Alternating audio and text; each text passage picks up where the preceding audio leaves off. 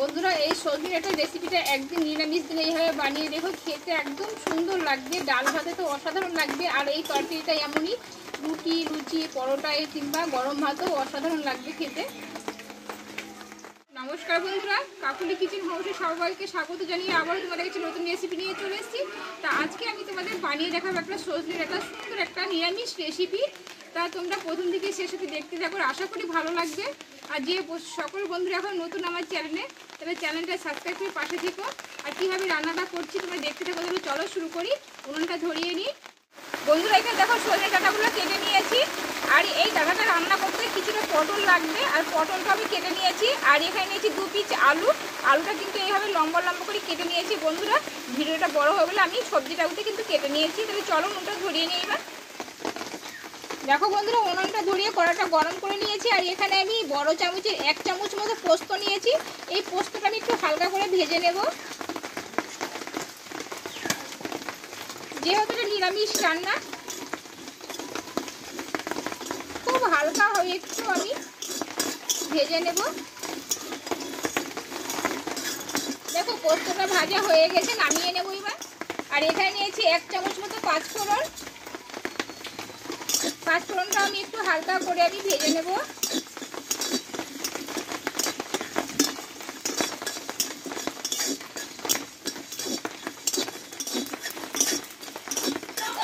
দেখো বন্ধুরা পাঁচফোড়নটা ভাজা হয়ে গেছে, নামিয়ে নেব। এইবারে এই কড়াইয়ে দিয়ে দেবো সাদা তেল কিছুটা। আর রান্নাটা পুরো আমি সাদা তেলে করব। দিয়ে এখানে পটলগুলো একটু কষে নেব আমি।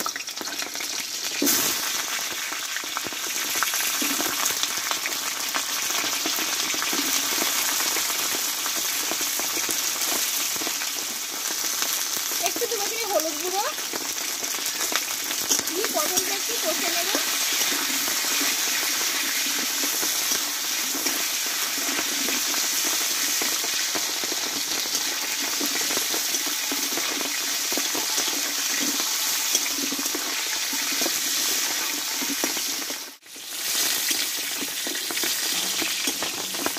দেখো বন্ধুরা পটলগুলো কিন্তু আমি একটু লাল লাল করে ভেজে নিয়েছি। আর যেহেতু পটলটা এমনই জিনিস কিন্তু ডাঁটা আলুর সঙ্গে কষা হবে না, সেই জন্য আগে কিন্তু পটলগুলো একটু ভালোভাবে কষিয়ে নিয়েছি আমি। এবার তেল থেকে তুলে নেব। আর বন্ধুরা দেখো রান্না করতে এসছে, আর এদিকে কিন্তু বৃষ্টি এসছে। আর এই তেলে দেবো আমি একটা তেজপাতা ছিঁড়ে নিয়েছি। আর দেবো এখানে 1/2 চামচ মতো হিং। আর এখানে নিয়েছি কিছুটা আদা, আমি থেতো করে নিয়েছি, দিয়ে দেব। আর এখানে দেবো 1/2 চামচ মতো পাঁচফোড়ন। এইগুলো একটু ভালোভাবে ভেজে নেব, পাঁচফোড়ন আর আদাটা। দেখো পাঁচফোড়নটা কিন্তু ভাজা হয়ে গেছে। এবার কেটে ধুয়ে রাখা আমি আলুগুলোকে দিয়ে দেবো।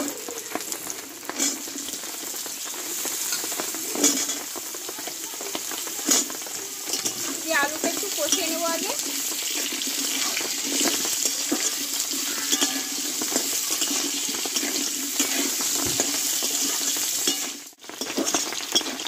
দেখো বন্ধুরা আলুটা আমি একটু কষিয়ে নিয়েছি। এবারে আমি ডাঁটাগুলোকে দিয়ে দেবো। যেহেতু ডাঁটাটা কিন্তু বেশি কষানো হবে না, সেই জন্য আলুটা আমি একটু আগে কষিয়ে নিলাম।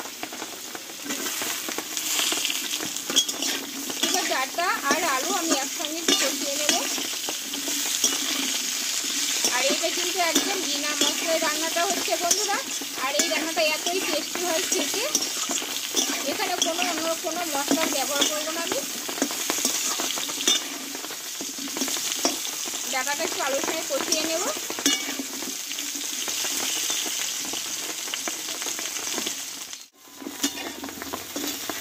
দেখো বন্ধুরা আলু ডাঁটাটা কিন্তু ভালোভাবে কষিয়ে নিয়েছি। আর এখানে বড় সাইজের টমেটো কেটে নিয়েছি, আমি দিয়ে দেবো ওপরে। আর দেবো স্বাদ মতো লবণ। এই লবণটা দিয়ে আমি আবারও কিছুক্ষণ কষিয়ে নেবো, যাতে টমেটোটা কিন্তু কষতে কষতে গলে যায়।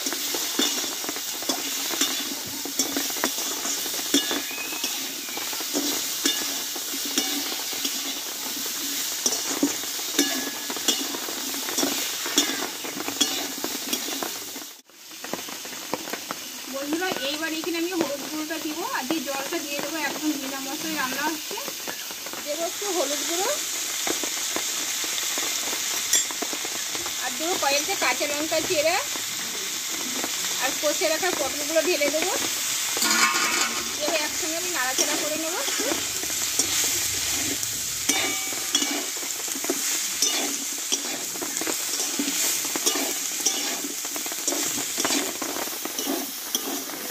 দেখো বন্ধুরা, তরকারিটা কিন্তু আমার কষানো হয়ে গেছে। এবার এখানে আমি জলটা দিয়ে দেবো। বন্ধুরা আর একটু করে আমি জল দিয়ে দেবো, যেহেতু আলুটা একটু সেদ্ধ হবে। আর তোমরা এখানে গরম জলও কিন্তু ব্যবহার করতে পারো। বন্ধুরা তরকারিটা ফুটুক, আর ততক্ষণ এখানে যে আমি পোস্ত আর পাঁচফোড়নটা ভেজে নিয়েছিলাম, এইটা আমি শিলনোড়াতে গুঁড়ো করে নেবো, আর তোমরা মিক্সিতেও গুঁড়ো করতে পারো। দেখো বন্ধুরা তরকারিটা কিন্তু ফুটতে লেগেছে। আর যেহেতু নিরামিষ রান্না, তার জন্য এখানে হাফ চামচ মতো আমি চিনি দিয়ে দেবো মিষ্টির জন্য। আর এখানে দেবো ভেজে রাখা মশলাটা দিয়ে দেবো, পাঁচফোড়ন আর পোস্ত দিয়ে একটু নাড়াচাড়া করে দেবো।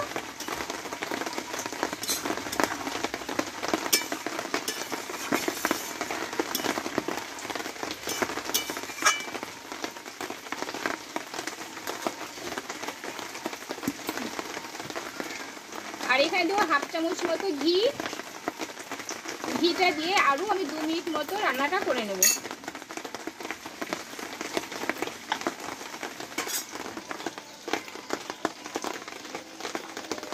দেখো বন্ধুরা খুব অল্প আছে, আমি ধীরে ধীরে কিন্তু জাল করে নিয়েছি।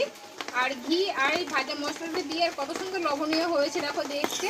আর এই যে ঝোলটা আছে কিন্তু এটা পুরো টেনে নেবে। এবার আমি কিন্তু নামিয়ে নেব। দেখো বন্ধুরা রান্নাটা আমার হয়ে গেছে, এবার নামিয়ে নেব।